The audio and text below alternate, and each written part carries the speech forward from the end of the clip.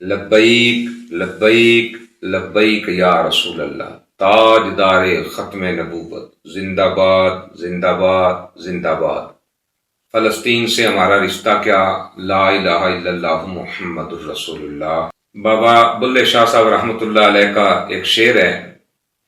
کہ چور چکا چودھری تے ہنڈی رن پردھان۔ ایک مرتبہ پھر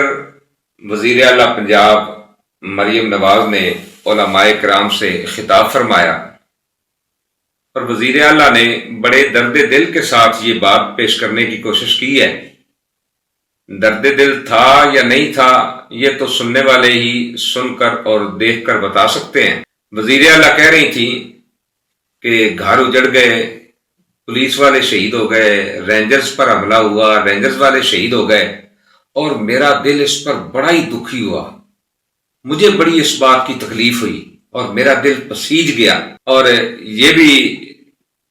ایک مرتبہ جب یہ کرسمس تھا تو وہاں کرسمس پہ خطاب کرتے ہوئے کہہ رہی تھی کہ میں بچپن میں مشنری اسکول میں پڑھتی رہی ہوں، اور جب علماء سے خطاب کیا تو وہاں کہہ رہی تھیں کہ ہم جب چھوٹے ہوتے تھے تو جب میلاد کا جلوس گزرتا تھا تو ہم اس پر پھول پھینکتے تھے۔ پتہ نہیں وزیر اعلیٰ پنجاب کو یہ مشورے کون دیتا ہے کہ جب علماء کے پاس آئیں تو کہا کہ ہم میلاد کے جلوس پر پھول پھینکتے تھے، جب وہ کرسمس پہ گئیں تو کہا کہ میں مشنری اسکول میں پڑھتی رہی ہوں۔ اب کوئی کہیں یہ مشورہ نہ دے دے کہ وہ جناب کرسچینوں کے ساتھ بھی یکجہتی کر لی، علماء کے ساتھ بھی یکجہتی کر لی، جو پذیرائی چاہیے تھی وہ تو مل نہ سکی۔ تو بہرحال میں اس طرف نہیں جاؤں گا۔ محترمہ کا دل وہاں تو پسیج گیا جہاں کوئی شہید ہی نہیں ہوا، وہاں تو محترمہ کو بڑی تکلیف ہوئی۔ بھئی کوئی کیوں پولیس پر حملہ کرے گا، کوئی کیوں رینجر پر حملہ کرے گا، کسی کو کیا ضرورت ہے؟ بھئی رینجر پر حملہ کرنے کا کوئی سوچ بھی کیسے سکتا ہے؟ اچھا جو ہوا ہی نہیں اس پر تو وزیر اعلیٰ کا دل پسیج گیا اور بڑی پریشان ہو گئی اور بڑی ان کو ٹینشن ہوئی۔ آپ سب لوگ سوشل میڈیا دیکھتے ہیں، اکثر لوگ سوشل میڈیا استعمال کرتے ہیں۔ آپ نے وہ ویڈیو دیکھی ہوگی کہ تحریک لبیک یا رسول اللہ پاکستان کے کارکنان کس احترام کے ساتھ رینجرز والوں کے ساتھ پیش آئے۔ یہ ہے وہ رینجر کے لوگ جنہوں نے ہمارے بھائیوں کو شہید کیا ہے۔ اب یہ ہمارے اثار میں ہے، اور ہمارے قائدین کا ظرف دیکھیں کہ وہ پرامن طریقے سے ان کو محفوظ پناہ دے رہے ہیں۔ ہم تو ان کو بھی کہتے ہیں کہ ستمگر ادھر آ،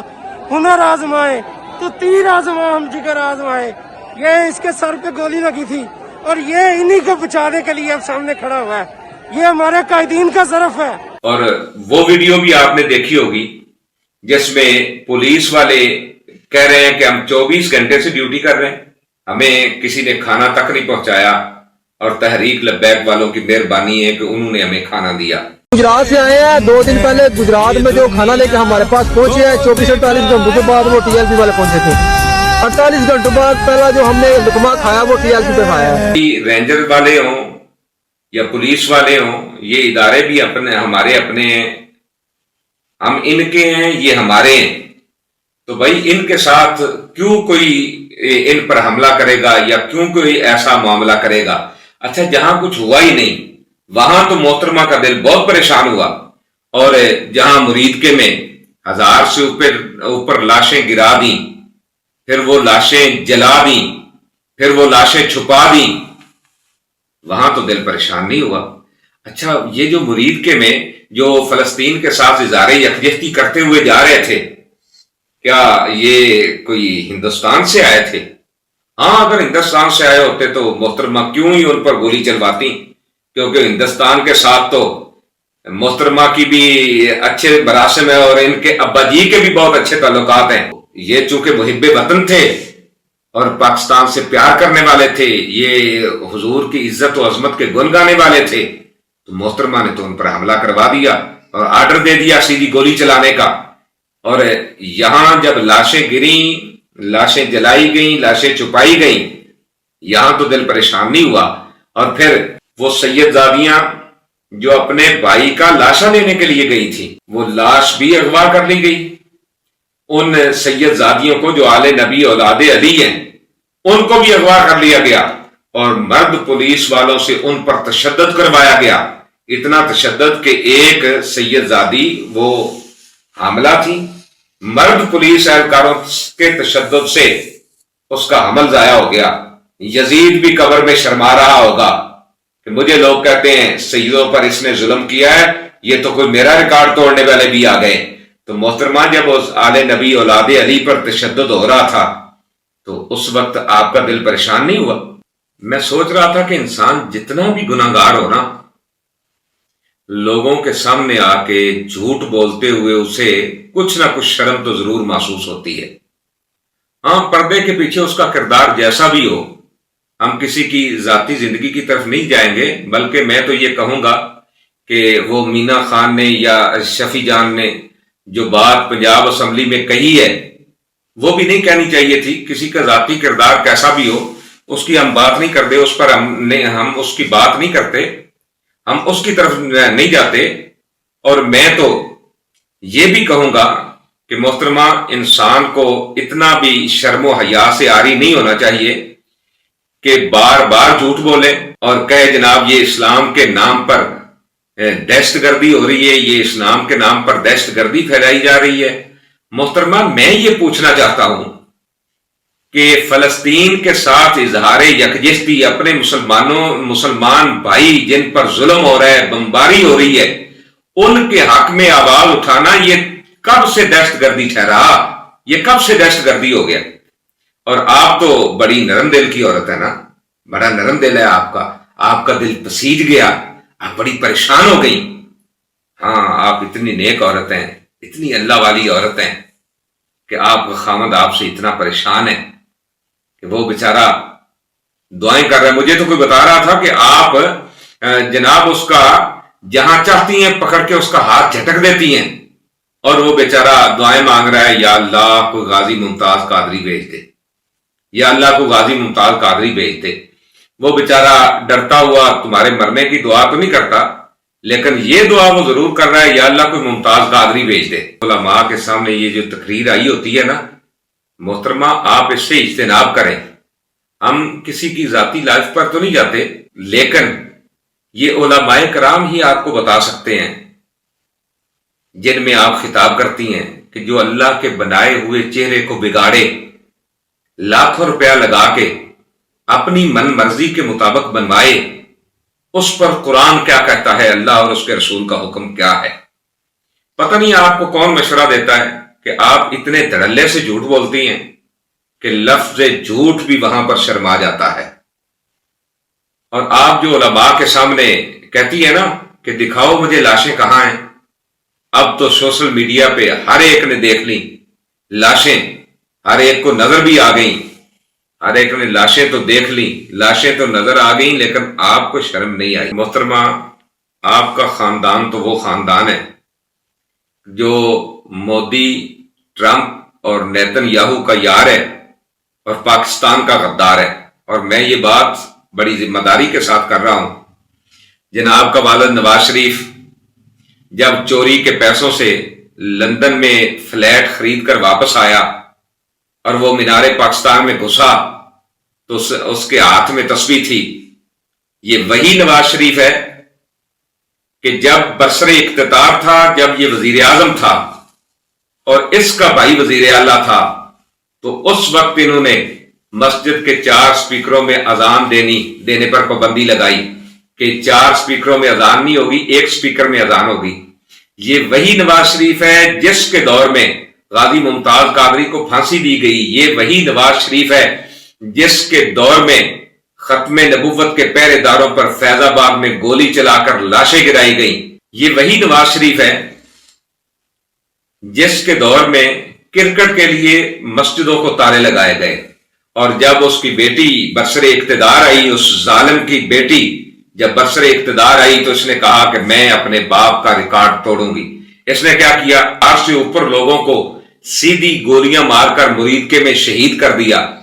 لاشیں جلا دیں، لاشیں غائب کر دیں، اور سینکڑوں کی تعداد میں مساجد اور مدارس کو سیل کر دیا، وہاں اللہ اکبر کی آواز بلند کر دی، وہاں جو اللہ کا قرآن پڑھا جاتا تھا بند کر دیا، علماء کے گھر لوٹ لیے، مشائخ کے گھر لوٹ لیے، کاروبار سیل کر دیے۔ اور صرف یہیں تک نہیں رکی، آج بھی دیکھ لیں مسجد رحمت للعالمین، آج بھی اس کو تالا لگا ہوا ہے، اذان نہیں ہوتی، جماعت نہیں ہوتی۔ وہ چھوٹے چھوٹے بچے 10 12 14 سال کے جو وہاں آ کے اللہ کا قرآن پڑھتے تھے، اللہ کے قرآن کی آواز گونجتی تھی، اذان کی آواز تم نے بند کی، قرآن کی آواز تم نے بند کی، نماز جمعہ تم نے ختم کی، مسجد میں نمازوں پر پابندی تم نے لگا دی، اب بھی مسجد رحمت للعالمین سیل ہے، اور اس پر تو تمہارا دل پریشان نہیں ہوا۔ اس کے ساتھ میں مفتیان کرام، زینت العلماء، فخر العلماء، مفتی اعظم پاکستان حضرت علامہ مولانا مفتی مرید الرحمان صاحب، استاد العلماء حضرت علامہ مولانا مفتی راغب نعیمی صاحب، اور دیگر علماء کرام، اور خصوصاً وہ جو محترمہ کی نشست میں جلوہ فرما ہوتے ہیں، ان تمام علماء کرام کی خدمت میں ایک لیٹر روانہ کر رہا ہوں، جس میں نے اپنے درد دل کو بیان کیا ہے، اور میں علماء سے یہ بھی عرض کر رہا ہوں کہ آپ ہی محترمہ کو سمجھائیں، تبلیغ کریں کہ انہوں نے شہداء کی لاشیں تو آج تک واپس نہیں دی، کم از کم شہداء کے ورثاء کے زخموں پر نمک تو نہ چھڑکیں۔ اور محترمہ آپ سے رہنمائی مانگتی ہیں، وزیر اعلیٰ پنجاب آپ سے رہنمائی مانگتی ہیں، تو آپ ان کی رہنمائی فرمائیں، ان کو تبلیغ کریں کہ جھوٹ بولنا کتنا بڑا گناہ ہے، اور مقتدر علماء کو سامنے بٹھا کر پھر بار بار جھوٹ بولنا یہ کتنا بڑا گناہ ہے، اور علماء کو، مشائخ کو، سادات کو اٹھا کے بے گناہ بغیر کسی جرم کے جیلوں میں ڈال دینا، اور اتنا تشدد کرنا کہ جناب تھانوں اور جیلوں سے لاشیں آ رہی ہوں، یہ کتنا بڑا جرم ہے۔ وزیر اعلیٰ پنجاب نے یہ جو گفتگو کی ہے، اس سے شہداء کے ورثاء کے دل دکھے ہیں، میں ان سے معذرت خواہ ہوں۔ چاہیے تو یہ تھا کہ آج علماء ذی وقار کے سامنے وہ اپنے جھوٹ پر شرمندہ ہوتی اور کہتی کہ میں نے غلط بیانی کی تھی، میں شہداء کی لاشیں واپس دے رہی ہوں، میں زخمیوں کو ان کے حوالے کر رہی ہوں، اور جو سارے کے سارے بے گناہ میں نے قید کیے ہوئے ہیں میں ان کی بھی رہائی کا اعلان کرتی ہوں۔ لیکن جھوٹ بولتے ہوئے اور یہ کہتے ہوئے کہ مذہب کے نام پر دہشت گردی ہو رہی ہے، ایک ذرا برابر بھی شرم نہیں آئی۔ شرم آتی کیسے؟ شرم تو اسے آتی ہے جس کے اندر ہو، اور جس کے اندر ہو ہی نہیں اسے شرم کہاں سے آئے؟ بلکہ جس طریقے اور جس انداز سے گفتگو کی ہے، یہ ایک طریقے سے ہمارے شہداء کا مذاق اڑایا گیا ہے۔ میں آج اس لہجے میں بات کر رہا ہوں کہ شاید کہ ان کو میری بات سمجھ آ جائے اور وہ آئندہ علماء کے کہنے پر، اپنے کیے پر معافی مانگ لیں۔ میں نے بہت دھیمے لہجے میں بات کی ہے کہ شاید لہجے کی نرمی کسی کے دل پر اثر کر جائے، اور فلسطین کے مسلمان آج بھی پاکستان کی طرف دیکھ رہے ہیں، پاکستان کی عوام کی طرف دیکھ رہے ہیں، پاکستان کے اداروں کی طرف دیکھ رہے ہیں۔ خدا را اپنے ان مسلمان بھائیوں کا دست و بازو بنیے، اور کوئی ایسا کام نہ کیجیے گا کہ ایسا داغ لگے جس کو ہماری نسلیں بھی دھو نہ سکیں۔ مینا خان ہو یا شفیع جان ہو، وہ ہمارے بھائی ہیں، پاکستانی بھائی ہیں، ہمارے مسلمان بھائی ہیں۔ ہاں، لیکن جو بات انہوں نے کی، انہیں یہ بات نہیں کرنی چاہیے تھی، اور پنجاب حکومت کا جو ان کے ساتھ رویہ رہا، یہ بھی کوئی قابل تعریف رویہ نہیں ہے کہ جو ہی وہ پنجاب میں داخل ہوئے ہر قیام و طعام بند ہے، نہ وہ وہاں چائے پی سکتے ہیں، نہ وہاں ٹوائلٹ کے لیے جا سکتے ہیں، بلکہ ایک جگہ پہ وہ کارکنان شور کر رہے تھے کہ ہم نے محسن نقوی کرنے کے لیے جانا ہے۔ تو یہ الفاظ بھی انہیں استعمال نہیں کرنے چاہیے تھے، کسی کا نام یوں نہیں بگاڑنا چاہیے۔ تو بہرحال یہ بھی قابل مذمت ہے کہ جناب قیام و طعام پہ پولیس لگا دی جائے اور کہیں رکنے نہ دیا جائے، جگہ جگہ پہ رکاوٹیں کھڑی کر دی جائیں، اور جس ہوٹل سے وہ کھانا کھائیں اس ہوٹل کا لائسنس ہی کینسل کر دیا جائے، اور اگر وہ لاہور کے اندر کھانا کھانے کے لیے جائیں تو پوری مارکیٹ ہی بند کر دی جائے، لائٹیں بجھا دی جائیں. بھائی یہ کون سی جمہوریت ہے اور یہ کون سا مہمانوں کا استقبال ہے؟ پنجاب حکومت کا یہ رویہ بھی کسی صورت قابل برداشت نہیں ہے. اور جو تم نے تحریک تحفظ آئین پاکستان کے ساتھ کیا یہ بھی کسی صورت قابل قبول نہیں ہے، انتہائی قابل مذمت ہے. جو تم نے سہیل افریدی کے ساتھ رویہ روا رکھا کسی بھی جمہوری ملک کو یہ کبھی بھی زیب نہیں دیتا. اور جو تم نے عمران خان کی بہنوں کے ساتھ کیا اور پی ٹی آئی کے کارکنان کے ساتھ کیا کہ جب وہ سورہ یاسین پڑھ رہے تھے، اللہ کا قرآن پڑھ رہے تھے، ان پر گندا پانی پھینکا، تو میں وہ جو علماء کرام وزیر اعلیٰ پنجاب کے سامنے بیٹھے ہوتے ہیں اور جن سے وہ مشورہ مانگتی ہیں، میں ان سے کہوں گا کہ ضرور اس کو سمجھائیں کہ قرآن پاک کی بے ادبی اور بے حرمتی کا کتنا گناہ ہے اور یہ کتنا بڑا جرم ہے، اس طرف بھی اس کی توجہ دلوائیں. جب آپ لوگوں نے دیکھا کہ تحریک لبیک یا رسول اللہ پاکستان تو مقبول ہوتی جا رہی ہے اور سعد حسین رضوی مقبول ترین لیڈر بن چکا ہے، اس کے ہر جلسے میں لکھوں کھا لوگ ہوتے ہیں، دنیا ان کی طرف کھینچی چلی جاتی ہے، تو تم نے پھر تحریک لبیک کے ساتھ سعد رضوی کے اس جماعت کے ساتھ یہ ظلم کیا. اور پھر 13 اکتوبر سے لے کر آج تک تم سعد رضوی کو ہر جبر استعمال کرنے کے باوجود ان کے موقف سے نہ ہٹا سکے. دنیا جانتی ہے کہ ایجنسیوں کی تحویل میں رہ کر اپنے موقف پہ ڈٹا رہنا یہ کتنا مشکل کام ہوتا ہے، لیکن سعد حسین رضوی میں دونوں ہاتھوں سے تیری عظمت کو سلام پیش کرتا ہوں کہ تو نے پوری امت مسلمہ کا سر فخر سے بلند کر دیا. اور آج بھی تو یہی کہہ رہا ہے کہ فلسطین سے ہمارا رشتہ کیا، لا الہ الا اللہ محمد الرسول اللہ. اور آج بھی تیرا پیغام ہر ظالم کے کانوں میں گونج رہا ہے کہ مر جائیں گے، ظالم کی حمایت نہ کریں گے اور احرار کبھی ترک روایت نہ کریں گے. ان قریب انشاءاللہ آپ کے ساتھ دوبارہ ملاقات ہوگی اور اس میں آپ کو بتاؤں گا کہ نواز شریف، شہباز شریف، مریم نواز کی جماعت مودی کی یار ہے، پاکستان کی غدار ہے،